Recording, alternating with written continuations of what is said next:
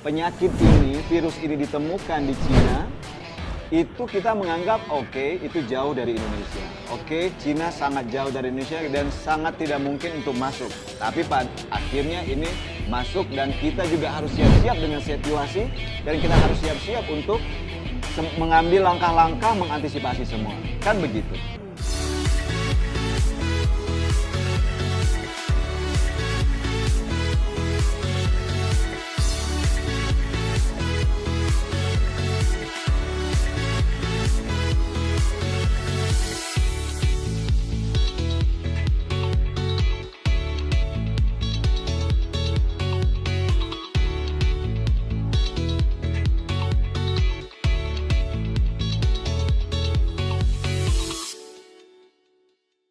Halo sahabat Dr. Yusuf, apa kabar? Apakah baik-baik saja? Saya Dr. Yusuf bertemu kembali di channel Halo Dr. Yusuf. Kali ini saya ditemani oleh sahabat saya, Dr. Upik Anggreni ya, Upik ya? Upik Anggreni. Beliau ini adalah dokter spesialis obstetrik ginekologi dan beliau ini juga salah satu pakar di bidang fertilitas. Namun kali ini kita bukan membahas masalah fertilitas ya, Pik. Ini sebenarnya kita nggak membahas masalah keahlian kita yang kebetulan saya juga SPOG, tapi saya materinya di bidang onkologi. Beliau ini di bidang fertilitas. Namun demi masyarakat Indonesia, kami berusaha menyampaikan apa yang terjadi di masyarakat kali ini. Tahu nggak, Pik? Kan sekarang ini masalah virus corona tuh viral banget. Akhirnya Presiden kita, Pak Jokowi kemarin tanggal 2 Maret 2020 mengumumkan kalau Indonesia sudah mengkonfirmasi 2 virus. 2 pasien dong. 2 pasien ya, 2 pasien. Nah, rumahnya di Depok tuh. Ya, untung jauh ya. Kita di Bekasi ya. Iya. Jadi masalahnya sekarang akhirnya yang tadinya kita itu merasa bahwa virus ini jauh dari Indonesia, sampai juga gitu.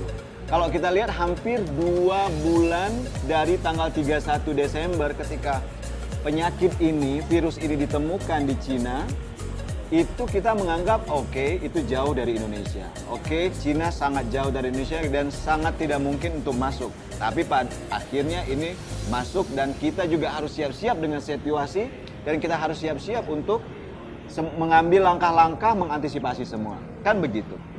Nah, apalagi kalau misalkan kita lihat dari jumlah populasi kita begitu padat. Kalau misalkan kita lihat penyakit corona ini sifatnya penyakit komunitas ya, karena sangat mudah untuk menyebar melalui batuk, kemudian melalui kontak, juga jabat tangan itu sangat-sangat mudah menularkan kepada masyarakat. Sehingga kita kami di sini berusaha untuk memberikan masukan atau apa ya? Edukasi ya. Berdasarkan fakta dan ilmu-ilmu yang sudah didapatkan dari hasil-hasil penelitian oleh baik dari ahli paru maupun bekerja sama dengan Kementerian Kesehatan. Ya, jadi kami berusaha untuk menyampaikan informasi ini berdasarkan mini research sih sebenarnya. Kita tadi ngambil rujukannya itu dari Perhimpunan Dokter Paru dan juga dari Kementerian Kesehatan Republik Indonesia. Nah, mungkin kita bicara masalah awal dulu ya, masalah sejarah dari virus corona ini ya, Pik ya. Pik, sebenarnya virus corona ini seperti apa sih awalnya? Kok bisa tiba-tiba muncul di Cina, itu seperti apa sih? Ya, kan memang waktu tanggal 31 Desember, Tiongkok melaporkan kasus pneumonia yang misterius, tidak diketahui asal-muasalnya. Berbagai spekulasi disebutkan, ada yang bilang seperti World War Z, ya. Ada yang bilang memang ada ulah dari kelompok tertentu, ya, yang kemudian ternyata virusnya sangat mudah menyebar, ya, seperti yang tadi dokter katakan.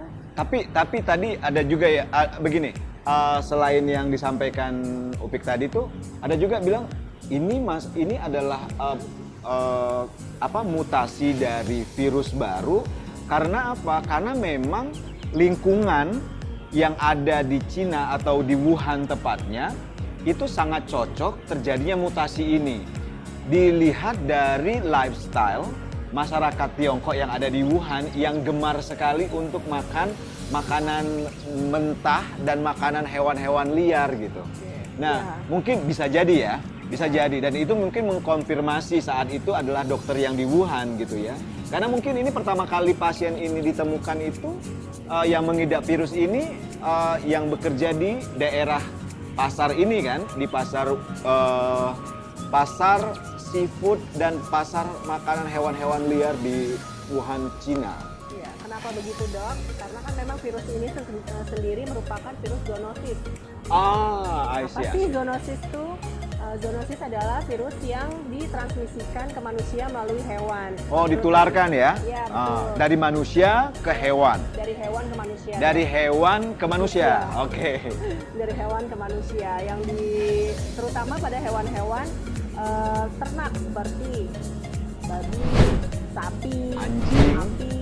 ayam. Anjing juga kan? Anjing juga, dan kebetulan seperti yang tadi dokter bilang memang Cina adalah salah satu negara yang sangat terpapar dengan daging-daging mentah. Ya. Nah, jadi tidak dimasak dengan dulu. baik. Ya, ya. Nah, hal ini menimbulkan satu kebijakan juga seperti di pemerintah Cina udah mengeluarkan suatu kebijakan, ada aturan yang saat ini sedang digodok, itu melarang setiap penduduk untuk mengkonsumsi hewan-hewan liar. Jadi pemerintah Cina itu sekarang udah buat satu regulasi. Apabila masyarakatnya itu melanggar aturan ini akan dikenain sanksi kurang lebih sekitar 100 juta rupiah. Ya. 100 juta rupiah. Seandainya itu bisa berlaku di Indonesia ya. Ya, iya. Nah, jadi memang setelah pada tanggal 31 Desember 2019 itu, karena ada satu pasien yang mengeluhkan batuk, kemudian sesak napas dan demam tinggi, dan ketika diperiksa sampel darahnya, itu ada suatu ditemukan jenis virus baru. Dan virus ini bentuknya seperti corona gitu, jadi makanya ditemukan virus corona. Nah, pada bulan Februari, pada sekitar tanggal 11 Februari, Badan Kesehatan Dunia WHO mengkonfirmasi bahwa virus atau penyakit yang disebabkan oleh virus corona ini sebagai penyakit COVID-19. Sementara penyebabnya adalah virus 2019 nCoV ya. Penyebabnya itu. Jadi itulah sebagian dari sejarah munculnya virus corona ini di Tiongkok yang kemudian menyebar ke semua penjuru dunia. Anda tahu bahwa Cina ini adalah satu tulang punggung dunia. Apabila Cina ini bersin, maka seluruh dunia akan batuk. Lihat aja, ketika terjadi sesuatu di Cina, maka seluruh dunia juga gegap gempita. Itulah yang terjadi situasi global saat ini.